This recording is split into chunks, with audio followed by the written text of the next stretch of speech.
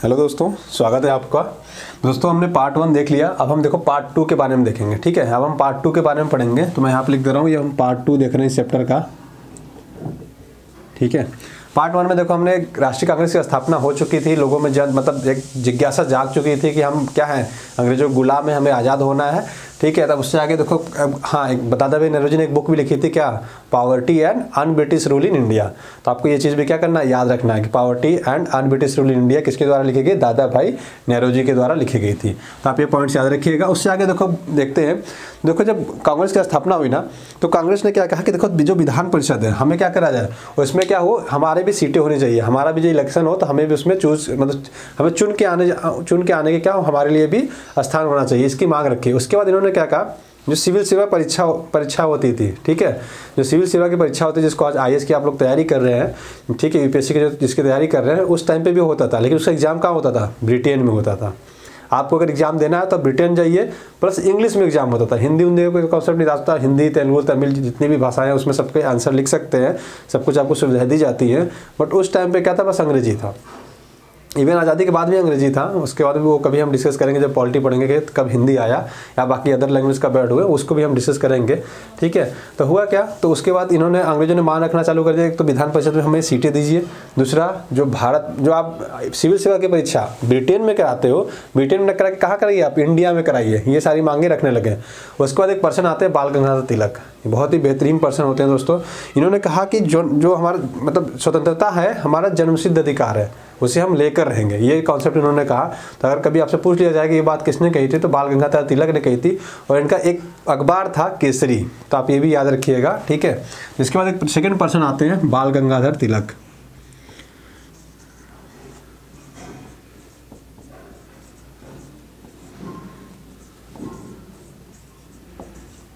ठीक है,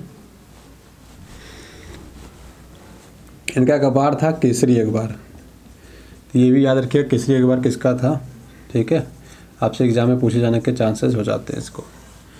और इन्होंने कही थी कि स्वतंत्रता हमारा जन्मसिद्ध अधिकार है, इसको हम लेकर रहेंगे, ये वर्ड भी इन्होंने कहा था। तो आप ये पॉइंट भी याद रखिएगा। उसके बाद क्या होता है, लगभग 1900 के आसपास की बातें होती हैं। फिर 1905 में आपको पता है क्या, 1905 में क्या होता है कि जो आज के टाइम में पश्चिम बंगाल वाला एरिया है। ठीक है, अगर मैं मैप आपको दिखाऊँ, ठीक है, मैं मैप दिखाता हूँ आपको, एक मिनट, थोड़ा सा आवाज़ होगा, माफ़ करिएगा।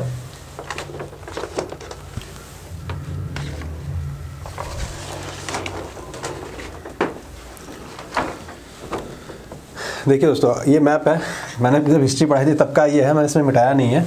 ठीक है, अगर हम इसमें देखें, देखो ये वाला जो एरिया है ना, आपको दिख रहा है, देखिए ये वाला जो एरिया है ना, आज के टाइम बंगाल है, पश्चिम बंगाल है, उड़ीसा, झारखंड, ये पूरा क्या था पहले, ये पूरा इतना बंगाल हुआ करता था, ये पूरा इतना। ठीक है, ये नॉर्थ ईस्ट के राज्य असम वसम भी क्या थे, बंगाल के पार्ट हुआ करते थे। तो उसके बाद क्या हुआ कि इसमें क्या हुआ, जो ये वाला बंगाल पश्चिम बंगाल वाला एरिया है ना, इसको पूर्वी बंगाल के लिए नाम से इन्होंने क्या किया, 1905 में विभाजित कर दिया।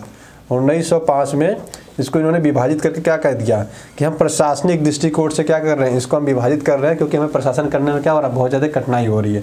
इस बेसिस पे क्या किया इन्होंने, इसको अलग ही कर दिया। ठीक है, 1905 में अलग किया। तो इसमें क्या हुआ कि कांग्रेस ने बहुत ज़्यादा विरोध किया कि आप ये गलत कर रहे हो, हमें बांटने की कोशिश कर रहे हो, क्योंकि जो मतलब इलाका उन्होंने बांटा था वो मुस्लिम बहुल था, मतलब मुसलमान वहाँ पे क्या थे, बहुत ज़्यादा रहते थे।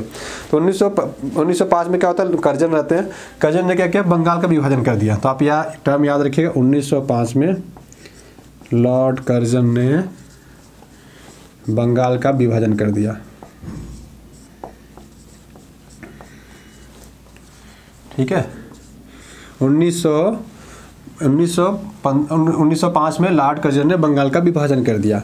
अब उसको होता क्या है कि इसके वजह से क्या होता है, 1906 में क्या करते हैं ये, 1906 में मुस्लिम लीग की स्थापना कर देते हैं, ऑल इंडिया मुस्लिम लीग। ठीक है, तो आप याद रखिएगा मुस्लिम लीग की स्थापना हो जाती है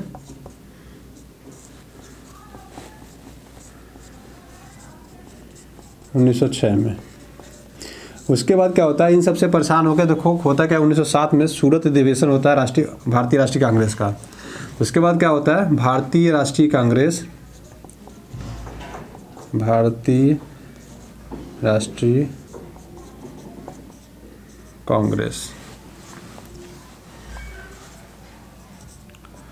भारतीय राष्ट्रीय कांग्रेस के दोस्तों 1907 में सूरत में अधिवेशन होता है। सूरत में अधिवेशन मतलब सूरत में लोग मिलते हैं। यहाँ पे क्या होता है, दो भाग में बढ़ जाता है, चरमपंथी नरमपंथी। ठीक है, चरमपंथी और नरमपंथी। चरमपंथी का मतलब होता है ये उग्रवाद को विश्वास करते, लड़ाई झगड़े से कहते थे कि अपना हक नहीं छीनोगे तो क्या होगा, कोई देने वाला आज के टाइम पे नहीं है। और नरमपंथी क्या कहते थे, नहीं हमें प्यार से लेना पड़ेगा, हम प्यार से मांगेंगे तभी मिलेगा। ठीक है, ये कॉन्सेप्ट था दोनों चरमपंथी और नरमपंथी में। अब होता क्या है, जब बंगाल का विभाजन होता है 1905 में, तब देखो यहाँ पे क्या होता है, बंगाल को दो भागों में बांटा जाता है। अगर ये बंगाल का एरिया लो तो दो भागों में बांटा जाता है, पूर्वी बंगाल और पश्चिमी बंगाल। पूर्वी बंगाल में क्या था, मुसलमान थे। ठीक है, इसमें मुस्लिम थे, इसमें हिंदू थे। अब अंग्रेजों ने जब कर्जन ने बांटा, जब इस पर्सन ने बांटा, तो इसने क्या कहा कि मैं इसलिए बांट रहा हूँ क्योंकि हमें प्रशासन करने में बड़ी तकलीफ हो रही है, हम मैनेज नहीं कर पा रहे हैं। ठीक है, तो उन्होंने कहा कि हम मैनेज नहीं कर पा रहे हैं इसलिए हम बांट रहे हैं। लेकिन इनका मंशा क्या था, हिंदू और मुसलमानों में क्या करना, भेदभाव उत्पन्न करना। दोस्तों 1905 के पहले ना, आप हिंदू हो मुस्लिम हो, कोई भी जाति से कोई फर्क नहीं पड़ता था, सबके लिए सब हम समान थे। कोई लड़ाई झगड़ा नहीं, ना हिंदुओं में लड़ाई झगड़ा होता था, ना मुसलमानों में झगड़ा होता था।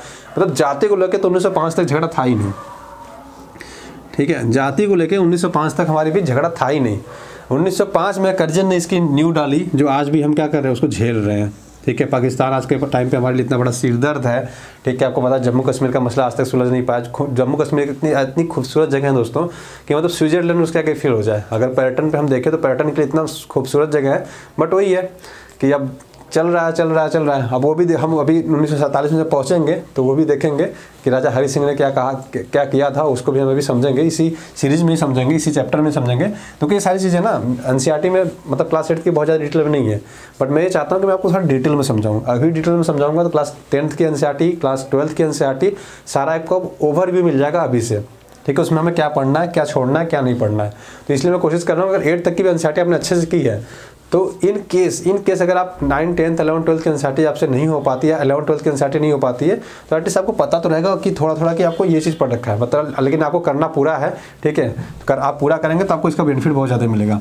अब 1905 में क्या हुआ, कर्जन ने बांट दिया। अब मुसलमानों को क्या कहा कि भैया आप अपना अलग से क्या करो, एक अपना खुद का कानून है, लिंग स्थापित करो। ठीक है, लीग स्थापित करो। क्यों स्थापित करो लीग, इन्होंने क्यों बोला, क्योंकि देखो कांग्रेस पहले से थी, भारतीय राष्ट्रीय कांग्रेस। अब इनको मुसलमानों को उन्होंने क्या कहा, मुसलमानों को उन्होंने कहा कि आप अल्पसंख्यक हो। अल्पसंख्यक मतलब अगर आप अल्पसंख्यक, मैं आपको एक कॉन्सेप्ट बताता हूँ। सपोज किसी जगह पे 100 लोग रहते हैं। ठीक है, इन 100 लोगों में मान लो 90 लोग हिंदू हैं।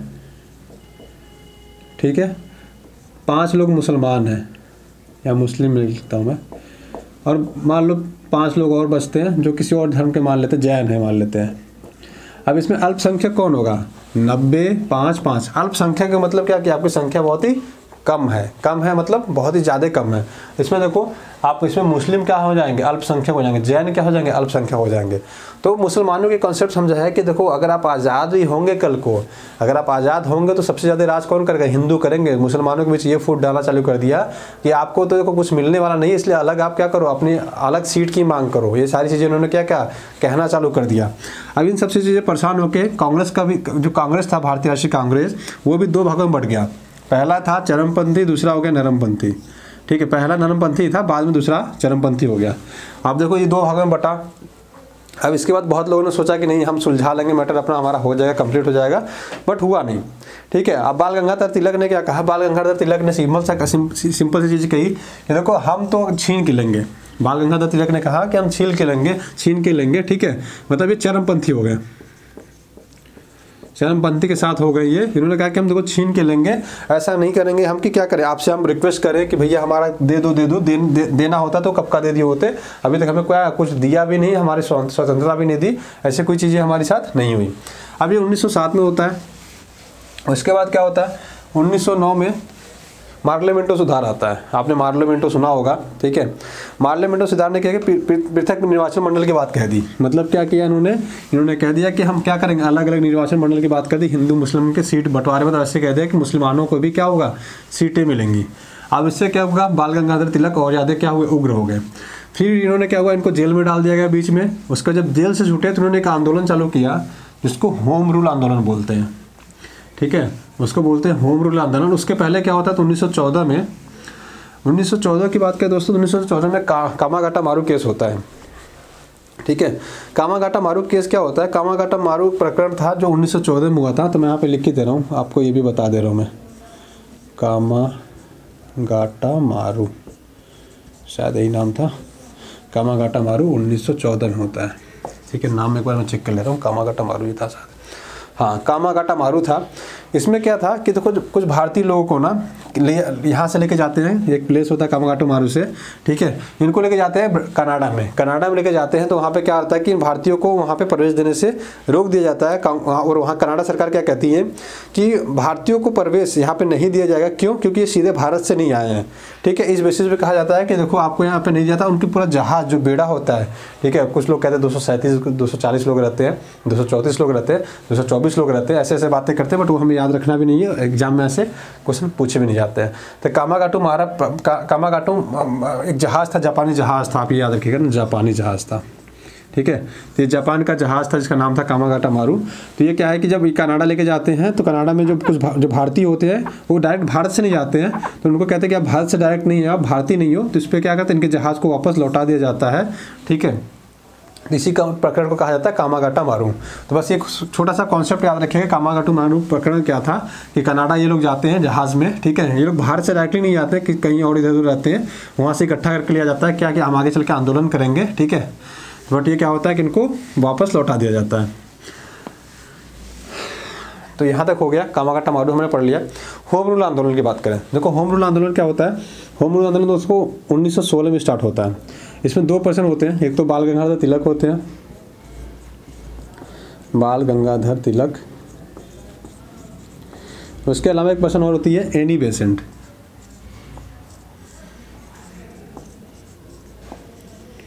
ठीक है, इन दोनों लोगों ने मिलकर होम रूल आंदोलन चालू किया, जिसमें अंग्रेजों के बहिष्कार की बात की। अंग्रेजों को कहा कि आप हमारी चीज़ें यूज मत करो, इनसे हमें क्या छुटकारा मिलना है, हमें छुटकारा चाहिए, इनको यहाँ से भगाओ, हमें अपने देश में क्या पूर्ण स्वामित्व चाहिए, हमें अपने देश में खुद का गवर्नमेंट चलाना है। ये सारी चीज़ें इन्होंने कहना चालू कर दिया। तो देखिए होम रूल आंदोलन आप याद रखिएगा 1916 में हुआ, जिसका नेतृत्व बाल गंगाधर तिलक एनी बेसेंट ने किया। तो आप याद रखिएगा होम रूल आंदोलन के नाम से इसको हम जानते हैं। ठीक है, होम रूल आंदोलन, ये टर्म से आप याद रखिएगा, आपसे पूछे जाने के चांसेस हो जाते हैं। ठीक है, अब कभी कभी पूछ लेता है देखो ये कहाँ हुआ था। देखो एनी बेसेंट ने क्या किया था, एनी बेसेंट दोस्तों मद्रास वाले सेक्टर में थी हुई। ठीक है, इन्होंने मद्रास का नेतृत्व किया था, ये पुणे। तो आप ये याद रखिए पुणे में, इन्होंने पुणे से स्टार्ट किया था, मद्रास पुणे प्लस पूरे भारत में स्टार्ट कर दिया था इन्होंने। मद्रास वाला जो साउथ वाला इलाका था इन्होंने किया था। कर्नाटक की बात करें तो कर्नाटक वाले एरिया में भी क्या था, इन्होंने स्टार्ट किया था, मतलब बाल गंगाधर तिलक, मतलब इन्होंने मद्रास वाला एरिया संभाला था। उसके अलावा बाल गंगाधर तिलक ने क्या किया था, पूरा एरिया संभाल लिया था। ठीक है, तो यहाँ तक पहुँचे हैं 1916। अब आपको पता है कि वर्ल्ड वॉर हो जाता है। वर्ल्ड वॉर प्रथम आपने पढ़ा होगा, बहुत लोगों ने पढ़ा होगा। ठीक है, उस टाइम पीरियड पे क्या होता है, वर्ल्ड वॉर होता है। अब वर्ल्ड वॉर में क्या होता है, वर्ल्ड वॉर की बात करें तो देखो 28 जुलाई 1914 से लेके 28 जुलाई 1914 से लेके शायद नवंबर 18 तक होता है, 1918 तक, हाँ नवंबर 18 तक होता है, 2 नवंबर तक होता है शायद, 11 नवंबर।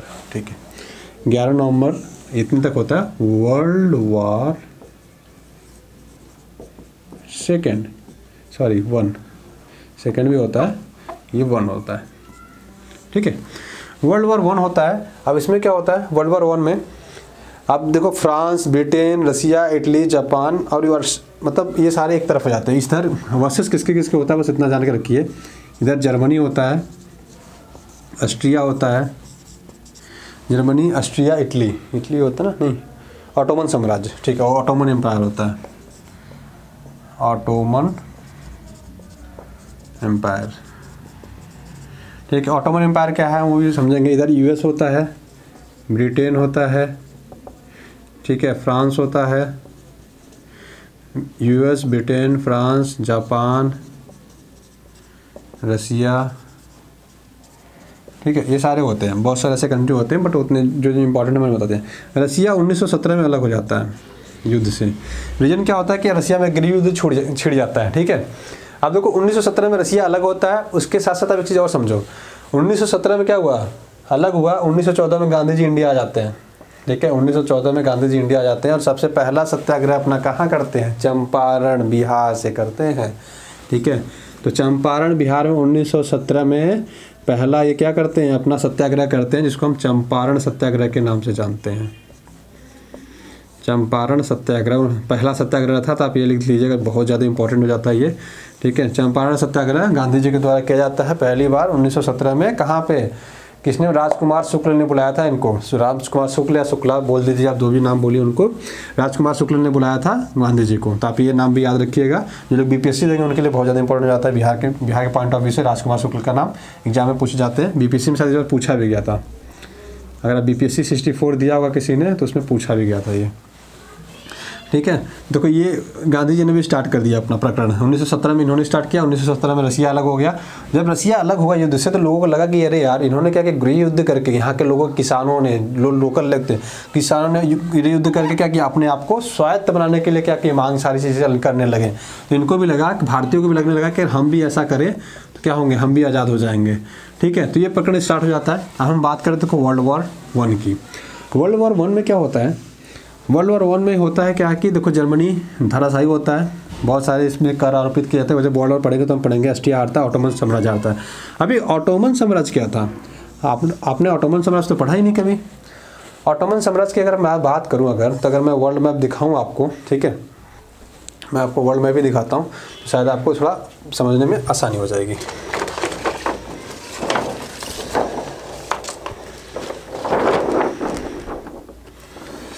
देखिए दोस्तों,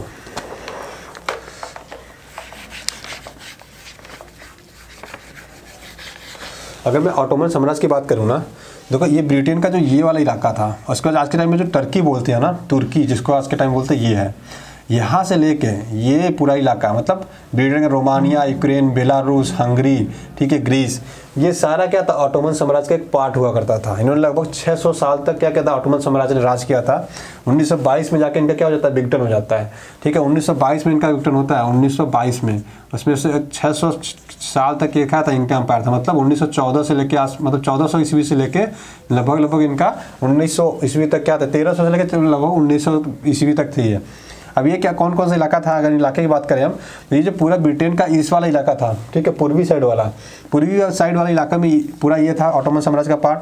तुर्की, सऊदी अरब, ये सारे पार्ट थे ऑटोमन साम्राज्य के पार्ट। ये जो लीबिया, ट्यूनीशिया, ये मिस्र वाला देखते हैं ना, ऊपर वाला पार्ट, ये भी इनका पार्ट हुआ करता था। अब देखो हुआ क्या, ऑटोमन साम्राज्य इतना शक्तिशाली ऑटोमन साम्राज्य इतना शक्तिशाली होने का रीजन क्या था। ऑटोमन अगर साम्राज्य की हम अगर बात करें, शक्तिशाली होने का इनका रीजन बताएं, देखो जो रेड सी बोलते हैं, ये रेड सी बात करो आप, यहाँ पे रेड सी, ये लाल सागर जिसको बोलते हैं, इस पर भी किसका कंट्रोल था, ऑटोमन साम्राज्य का। अगर आपको इधर से व्यापार करने जाना है तब भी इनका क्या था, साम्राज्य था इसमें। भूमध्य सागर, ठीक है, मेडिटेरियन सी की बात करें तो इन पे भी इनका राज था। उसके बाद काला सागर की बात करें तो काला सागर पे भी क्या था, इनका ही राज था। और उसके साथ साथ ये वाला जो एरिया था, फारस की खाड़ी वाला, यहाँ तक इनका क्या था, यहाँ तक इनका क्या था, प्रभुत्व था। तो इसकी वजह से क्या था कि ये पूरे राज करते थे। इनका जो साम्राज्य था बहुत ही शक्तिशाली रहा। 1919 में क्या हुआ कि आपको खिलाफत आंदोलन पढ़ेंगे। खिलाफत आंदोलन इसी वजह से होता है, ठीक है, तो उसको भी हम क्या करेंगे, खिलाफत आंदोलन भी पढ़ेंगे। खिलाफत आंदोलन में क्या होता है कि जो ऑटोमन साम्राज्य होता है ना, उसको जब ये हारते हैं यहाँ पे, ठीक है, ऑटोमन साम्राज्य 1900 जब ये वर्ल्ड वॉर हारते हैं, तो उसके बाद क्या होता है, इन पे बहुत सारे कर भी आरोपित किए जाते हैं। प्लस जो इनके खलीफा होते हैं, ठीक है, जो मुखिया होते हैं, वो पद खत्म करने की बात कह दी जाती है। तो उसके बाद इंडिया में भी खिलाफत आंदोलन चलता है। क्यों? क्योंकि देखो टर्की के जो लोग ऑटोमन साम्राज्य का जो हेड होता था, ये मुसलमान थे और इनको क्या करते थे लोग, बहुत ही श्रद्धा और सम्मान से देखते थे और ये लोग अपना गुरु मानते थे इन साम्राज्य वालों को, ठीक है, जो साम्राज्य संभालते थे। ये नॉर्मली तुर्की वाला इलाका था, ठीक है। तो ये आप याद रखिएगा। ऑटोमन साम्राज्य मैंने थोड़ा सा ब्रीफ में आपको यहाँ पे बता दिया, जैसे कि आपको क्या हो पता रहे। अब हुआ वर्ल्ड वॉर 1 खत्म हुआ, ठीक है, वर्ल्ड वॉर 1 खत्म हुआ, गांधी जी का चंपारण भी हो गया। गांधी जी ने कहा कि 1-2 और ट्रायल कर लेते हैं। खेड़ा आंदोलन भी कर लिया। खेड़ा आंदोलन गुजरात में हुआ, ठीक है, किसानों को लेकर था, किसानों के कर को लेकर था, वो भी उन्होंने क्या किया, मतलब माफ़ करवा दिया। गांधी जी को लगा यार एक और कर लेते हैं। फिर अहमदाबाद मिल का मैटर देखा उन्होंने, 1918 में लगे हाथ 2 कर लिया उन्होंने, ठीक है। 1917 में देखो चंपारण कर लिया। 1918 में लगे हाथ उन्होंने खेड़ा आंदोलन किया। खेड़ा आंदोलन में किसानों के कर माफ़ी करा दी। उसके बाद 1918 के दिसंबर आते आते उन्होंने अहमदाबाद मिल का केस किया। अहमदाबाद मिल वाला केस था, उसमें भी क्या किया कि जो मिल में काम करते थे वो लोग भी बहुत ज़्यादा परेशान थे, तो इनका भी इन्होंने सोल्यूशन किया, इनका भी कर्ज माफ़ किया। और चंपारण सत्याग्रह में 3 कठिया जो नील की खेती कहते थे, वो भी क्या किया इन्होंने, माफ़ करा दिया। ठीक है, तो यहाँ तक हमने पढ़ लिया। देखो अब गांधी जी ट्रायल ले चुके थे सारा, अब गांधी जी को समझ में आने लगा देखो हमें तो आज़ादी के बाद कही गई थी कि वर्ल्ड वॉर के बाद हम क्या करेंगे, इंडिया को आज़ाद कर देंगे, बट ऐसा हुआ नहीं। 1929 में एक सुधार आता है जिसको क्या बोलते हैं हम, 1919 में दोस्तों आता है आपका, उससे पहले एक एक्ट आता है रॉलेट एक्ट। ठीक है, रॉलेट एक्ट में क्या होता है कि रॉलेट एक्ट के तहत कहा जाता है कि देखो अगर मजिस्ट्रेट चाहे तो किसी को संदेह के आधार पर भी क्या कर सकता है, गिरफ्तार कर लेता है। 1919 में एक रॉलेट एक्ट आता है। ठीक है, 1919 का पहले एक रॉलेट एक्ट समझ लेते हैं। रॉलेट एक्ट आता है, हिंदी में लिखते हैं, रॉलेट एक्ट आता है। इसके तहत ये कहा जाता है कि देखो अगर कोई भी गतिविधि करते हुए कुछ भी पाया गया तो उसको क्या कर लिया जाएगा, डायरेक्टली हम क्या करेंगे, उसको गिरफ्तार कर लेंगे। ये चीज़ कही गई इनके द्वारा। ठीक है, इसमें यही चीज़ कहा गया कि अगर कोई भी ऐसा पाया जाता तो उसको तुरंत पकड़ के हम क्या करेंगे, जेल में डाल देंगे। अब देखो ऑटोमन साम्राज्य वाला जब मसला हुआ, ठीक है, जो उनका जो खलीफा होते थे, जो इनके, ठीक है, जो मुखिया होते थे, अब जो पद था वर्ल्ड वॉर 1 के बाद, वर्ल्ड वॉर 1 हुआ उसके बाद इसको समाप्त कर दिया गया उनका। अब जो भारत में मुस्लिम थे, ठीक है, उनको बहुत बुरा लगा कि ये गलत किया अंग्रेजों ने, उनके खिलाफ इन्होंने एक आंदोलन चलाया जिसको क्या बोलते थे, खिलाफत आंदोलन। खिलाफत आंदोलन स्टार्ट कर दिया। मैं थोड़ा साफ लिखता हूँ। अब इन्होंने क्या किया, खिलाफत आंदोलन चालू कर दिया। ये क्या क्या मुसलमानों ने, ठीक है, ये तो मुसलमानों ने कर दिया।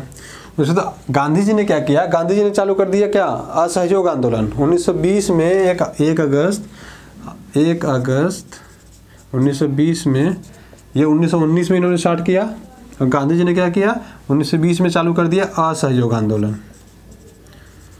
इन्होंने कहा कि हम कोई भी सहयोग नहीं करेंगे, जितने भी बोले सरकारी हो आप लोग, ठीक है, जितने भी सरकार के लोग हो, जिसमें जो लोग काम कर रहे हैं उनको इन्होंने बोला कि आप प्लीज़ आप ऑफिस मत जाइए, आप वकालत छोड़िए, आप स्कूल मत जाइए, बच्चों को बोला स्कूल मत जाओ। लोगों को बोला कि आप अंग्रेजों के यहाँ काम मत करो, सारी चीज़ें क्या करो, सारा का सारा इनके यहाँ बंद करो, तब इनको समझ में आएगा कि हम क्या चाहते हैं, हमारी बात क्यों नहीं सुन रहे हैं। ये कहा गया। तो ठीक है, अब हुआ क्या, एक चौरा चौरी कांड होता है गोरखपुर में। गोरखपुर में क्या होता है कि उग्रवादी मतलब उग्र हो जाती जनता, और क्या करते हैं, वहाँ पे गोली चलती है, कांग्रेस से कुछ पर्सन रहते हैं, उसमें गोली चल जाती है। वो लोग क्या करते हैं, पुलिस स्टेशन होता है वहाँ का चौरा चौरी में, चौरी चौरा में, ठीक है, गोरखपुर जिला है, ठीक है, यूपी में। तो वहाँ पे क्या होता है, उसको पूरा ये लोग जला देते हैं, पूरे थाने को जला देते हैं। उसमें लगभग 20 से 30 पुलिस वाले होते हैं, उनकी मृत्यु हो जाती है और गांधी जी को गिरफ्तार कर लिया जाता है असहयोग आंदोलन के दौरान। और उसके बाद गांधी जी ने असहयोग आंदोलन कहा था कि हमने कहा था कि अहिंसा करेंगे, हिंसा नहीं करेंगे, लेकिन आप लोग ने हिंसा किया, इसलिए मैं अपना असहयोग वापस लेता हूँ। तो असहयोग आंदोलन यहीं पर दोस्तों समाप्त कर दिया जाता है। ठीक है, जो आज़ादी की मांग थी यहीं पे क्या होता है, दम से नीचे आ जाता है। फिर हमें लगता है यार ये क्या कर दिया गांधी जी ने। फिर गांधी जी को देखो कितनी दूर तक सोचते थे वो हम समझेंगे, क्योंकि देखो गांधी जी का सबसे पहला पॉइंट था क्या, कि हम क्या करेंगे, हम हिंसा नहीं करेंगे, बिना हिंसा के ही हम अपनी सारी मांगे इनसे मनवाएंगे और ये मजबूर होंगे।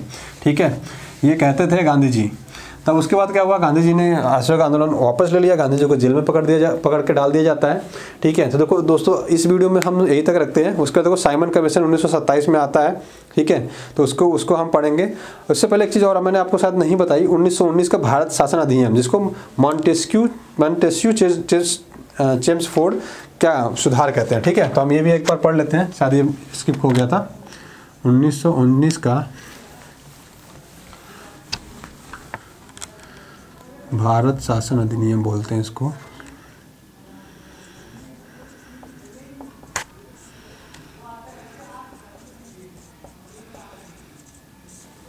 ठीक है, इसको मॉन्टेस्क्यू चेम्सफोर्ड सुधार भी बोलते हैं, तो आप ये भी याद रखिएगा। ज़्यादातर इसको हम मॉन्टेस्क्यू चेम्सफोर्ड सुधार